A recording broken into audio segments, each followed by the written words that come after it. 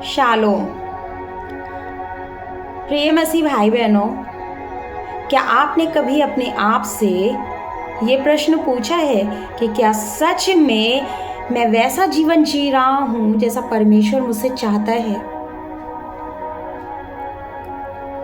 क्या केवल हर रविवार कलीसिया जाना, बाइबल पढ़ लेना और प्रार्थना कर लेना एक सच्चे विश्वासी की पहचान है? अगर आज प्रभु यीशु मसीह अचानक मेरे और आपके सामने आ जाएं या आकर सामने खड़े हो जाएं, तो क्या वे आपको देखकर या मुझे देखकर प्रसन्न होंगे? ये प्रश्न सुनने में तो बहुत आसान लगता है, लेकिन इनका उत्तर हमारे अनंत जीवन का निर्णय कर सकता है। आज बहुत से लोग अपने आप को मसीही कहते हैं और ये ही फैक्ट है, लेकिन उनका जीवन मसीह जैसा दिखाई नहीं देता। वे संसार के अनुसार अपना जीवन जी रहे हैं, संसार की तरह सोचते हैं, संसार की तरह बोलते हैं और फिर भी आशा करते हैं कि परमेश्वर उनसे प्रसन्न हो। लेकिन बाइबल हमें बताती है कि एक सच्चा विश्वासी संसार से अलग होता है, क्योंकि पहला पत्रस 1:15 और 16 में वचन बताता है कि परंतु जैसा तुम्हें बुलाने वाला पवित्र है, वैसे ही तुम भी अपने सारे चाल चलन में पवित्र बनो, क्योंकि लिखा है, पवित्र बनो क्योंकि मैं पवित्र हूँ। आज की इस वीडियो में हम बाइबल के आधार पर जानेंगे कि एक सच्चे विश्वासी का जीवन कैसा होना चाहिए। इसलिए इस वीडियो के अंत तक अवश्य बने रहिए, क्योंकि हो सकता है कि परमेश्वर आज इसी संदेश के द्वारा आपसे बात करना चाहते हो।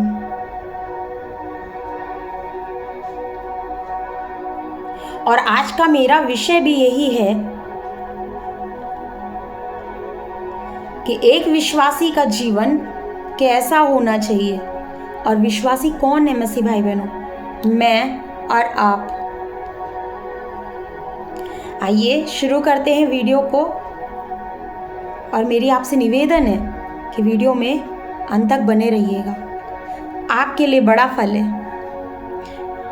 पहली बात कि विश्वासी का जीवन यीशु जैसा होना चाहिए।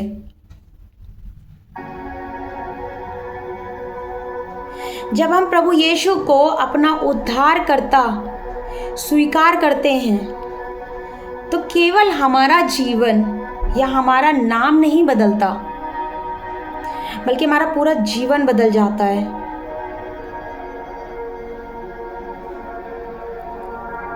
दुनिया को हमारे कपड़ों से पहले हमारा चरित्र दिखाई देना चाहिए।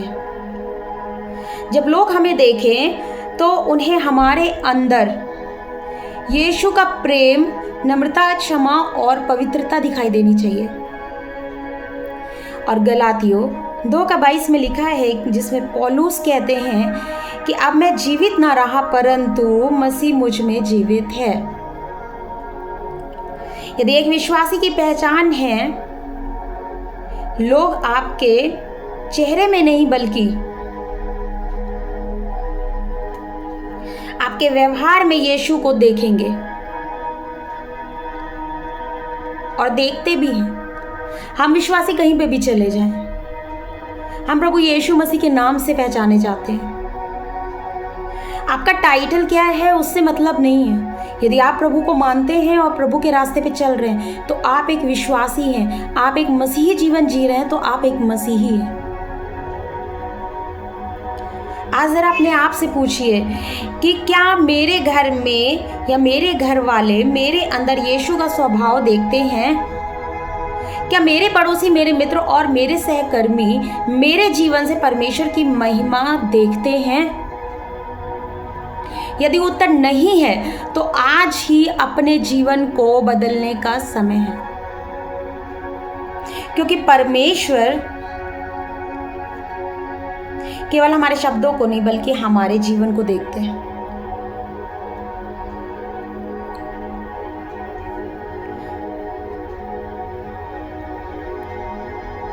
अब हम आगे चलेंगे और जानेंगे कि पवित्र जीवन वाणी और प्रार्थना का क्या महत्व है। प्रिय भाइयों और बहनों, यदि आपने इस वीडियो का पहला भाग अभी देखा तो आपने जाना कि एक सच्चे विश्वासी का जीवन यीशु मसीह जैसा होना चाहिए। लेकिन अब प्रश्न यह है कि हम ऐसा जीवन कैसे जी सकते हैं। आइए आगे बढ़ते हैं इस वीडियो में और जानते हैं कि विश्वासी पाप से कभी भी समझौता नहीं करता। आज का सबसे बड़ा धोखा यही है कि लोग सोचते हैं कि थोड़ा सा पाप कर लेने से क्या ही बन पड़ता है या क्या ही फर्क पड़ता है, परमेश्वर प्रेमी है, वह क्षमा करेंगे। कितनी गलतफहमी हमने पाल कर रखी हुई है। हाँ, परमेश्वर प्रेम करते हैं, लेकिन वह पवित्र भी हैं। और रोमी 6 उसका पहला और दूसरा बाब बताता है कि क्या हम पाप करते रहें ताकि अनुग्रह बढ़े? कदापि नहीं, ऐसा कभी भी नहीं। जिस दिन आपने यीशु को अपना जीवन दिया, उसी दिन आपने पाप से भी संबंध तोड़ने का निर्णय लिया। इसका अर्थ यह नहीं है कि विश्वासी कभी गलती नहीं करता, बल्कि इसका अर्थ है कि यदि उसने गलती की भी हो या उससे गलती हो भी जाए तो वह पाप में पड़ा नहीं रहता। वह तुरंत पश्चाताप करता है और वापस परमेश्वर के पास लौट जाता है। याद रखिए, पाप में गिर जाना और पाप में जीते रहना, इन दोनों में बहुत बड़ा अंतर होता है। यदि आपका हृदय पाप करने के बाद बेचैन नहीं होता तो आपको अपने आत्मिक जीवन की स्थिति को जानने की या जांचने की जरूरत है। तीसरी बात कि विश्वासी की वाणी अलग होती है। यीशु ने कहा मत्ती 12:34 में कि मन की भरपूरी से मुंह बोलता है। आज लोग कहते हैं कि गुस्से में निकल गया, लेकिन बाइबल कहती है कि यदि हमारे हृदय में मसीह है तो हमारी वाणी में भी मसीह दिखाई देगा। और ये बात सच में भी है कि अगर हमारे हृदय में मसीह है तो वो हमारी बातों से, हमारी बोली से, हमारे स्वर से प्रकट होगा। एक विश्वासी कभी झूठ नहीं बोलता, कभी कड़वे शब्द नहीं बोलता, दूसरों की निंदा नहीं करता, पीठ पीछे बुराई कभी भी नहीं करता है, बल्कि उसके शब्द टूटे मन को जोड़ते हैं। उसकी बातें आशा भरी होती हैं, आशा देती है, कभी भी नेगेटिविटी उसके अंदर नहीं होती। उसकी बातें लोगों को परमेश्वर की ओर निकट लेकर जाती है। जरा आप अपने आप से पूछिए कि क्या मेरे शब्द लोगों को आशीष देते हैं या चोट पहुंचाते हैं? अगर ऐसा है तो अपने आप को जांचिए, क्योंकि मसीह प्रेम है और हमारी बोली बातचीत और हमारा हृदय प्रेम से भरा होना चाहिए। चौथी बात कि विश्वासी का सबसे बड़ा हथियार प्रार्थना होता है। यदि किसी विश्वासी की प्रार्थना समाप्त हो गई है तो समझ लीजिए कि उसका आत्मिक जीवन भी धीरे धीरे समाप्त होता जा रहा है या होने लगा है। यीशु स्वयं भी बार बार एकांत में जाकर प्रार्थना करते थे ताकि उनका आत्मिक जीवन और मजबूत हो सके और परमेश्वर के साथ उनकी कनेक्टिविटी बनी रहे। यदि परमेश्वर का पुत्र प्रार्थना के बिना कभी भी नहीं रहा तो हम कैसे रह सकते हैं? बहुत से लोग केवल प्रार्थना तब करते हैं जब कोई समस्या आती है, और ये कितनी गलत बात है कि समस्या में या अपने मतलब से परमेश्वर को याद करना। लेकिन सच्चा विश्वासी केवल ज़रूरत के समय नहीं, बल्कि हर समय परमेश्वर का धन्यवाद करता है, बल्कि परमेश्वर के प्रेम के कारण भी परमेश्वर से वो बात करता है। प्रार्थना केवल मांगने का नाम नहीं है, प्रार्थना परमेश्वर के साथ संबंध बनाने का काम करती है। जब आप प्रतिदिन प्रार्थना करते हैं तो आपका जीवन, आपका विश्वास और मजबूत होता जाता है, आपका मन बदलता है और पवित्र आत्मा आपको सही मार्ग दिखाते हैं। याद रखिए, जो व्यक्ति घुटनों पर मजबूत होता है उसे संसार कभी नहीं गिरा सकता।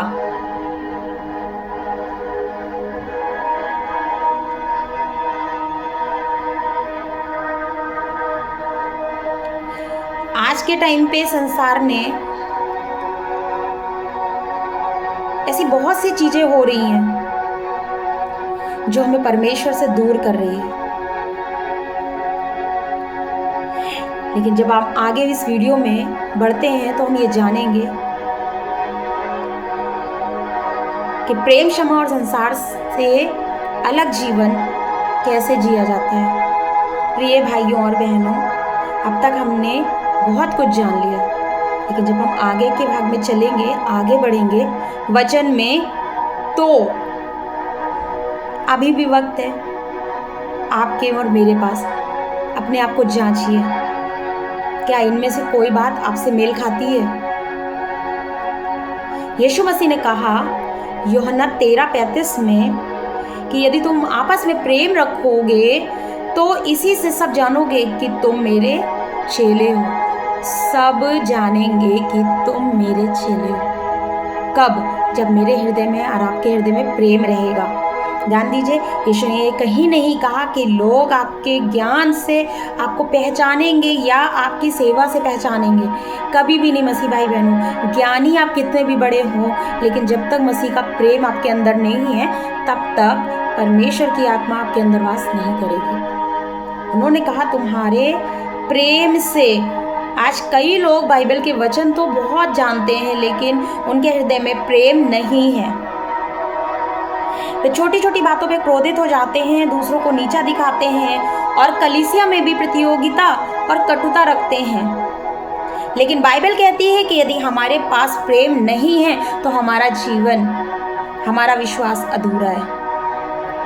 सच्चा प्रेम केवल अपने मित्रों से नहीं होता। यीशु ने तो यहाँ तक कहा है कि अपने शत्रुओं से भी अपने समान प्रेम रखो। जो तुम्हें सताते हैं उनके लिए भी प्रार्थना करो।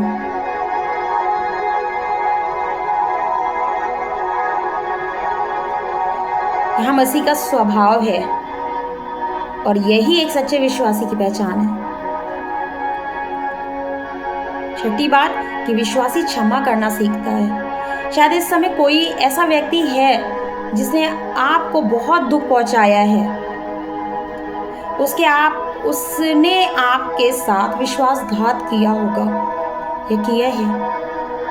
आपका अपमान किया होगा या आपके आंसू बहाए होंगे। और आज भी उसका नाम सुनते ही आपका हृदय गुस्से से भर जाता है या भर जाता है। लेकिन सुनिए, यदि परमेश्वर ने आपको क्षमा किया है तो आप दूसरों को भी क्षमा करिए।